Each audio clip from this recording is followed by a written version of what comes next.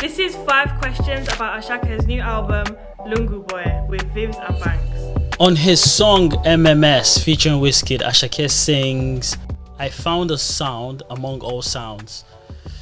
Do I agree with this statement and why? I definitely would say that Asake has his own sound. I agree.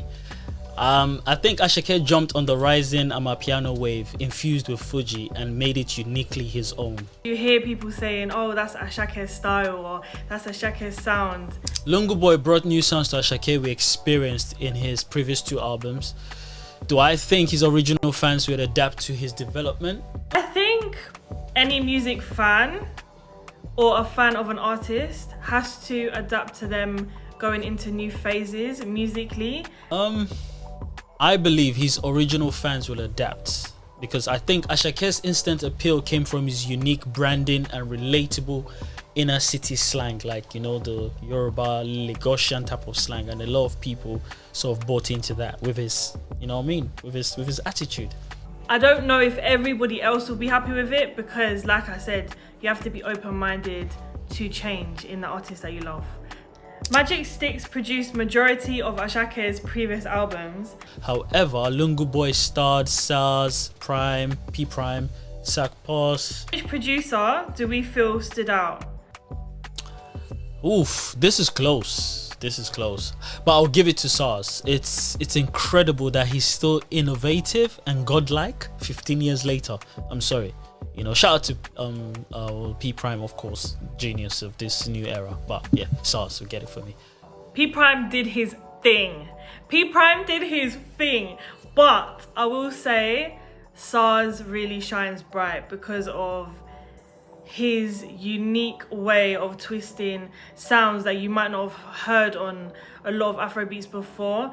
For someone who hasn't listened to Lungu Boy, how would I describe the album? A masterpiece. Well, I would say this album is really abstract and extremely polarizing because Asake pushed his musical limits and he nailed it, in my opinion. What do you guys expect? If a human being cut off his hair after 2 years of that same hair, don't you think he's gonna come? Oh, come on, man, guys, let's fix up.